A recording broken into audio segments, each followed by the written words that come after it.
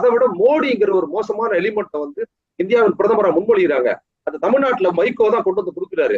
இப்ப கூட வைகோ விமர்சிக்காம வெறும் சீமானை மட்டும் விமர்சனம் பண்ணா பெரியாரிஸ்டுகள் நம்மளை பத்தி அசிங்கமா பேச மாட்டான்னு கேட்டபோது பெரியாரிஸ்டுகள் என்ன கடுமையா திட்டினாங்க, அசிங்கமா திட்டினாங்க. ரொம்ப மோசமா இன்னைக்கு அந்த தந்தை பெரியார் மனோஜ்குமார்னு ஒரு பையன் வந்து ரொம்ப தீவிரமா சீமானை திட்டி பேசிக்கிட்டா இருக்காரு. அந்த பையனை அசிங்கமா திட்டினான். ஏன்பா வைகோ ஆதரிக்கிறார், அதை பற்றி கேட்க மாட்டீங்கன்னு சொல்லும் போது.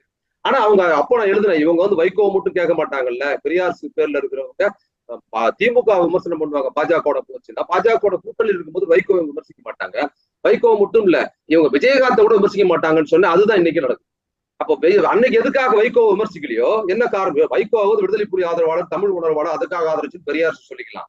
இவங்க விஜயகாந்தை கூட விமர்சனம் பண்ணதில்லை, இது வரைக்கும் பண்ணதில்லை. சீமான கடுமையா விமர்சிக்கிறவர்கள் விஜயகாந்தை கூட விமர்சனம் பண்ணதில்லைங்கிறது தொடர்ச்சியோட புரிஞ்சு பார்த்துக்கிட்டீங்கன்னா, திமுக எதிர்ப்பு, தனிப்பட்ட முறையில விஜயகாந்த் மேல உள்ள பிரியம், இதெல்லாம் வந்து அதிகமா பிணைய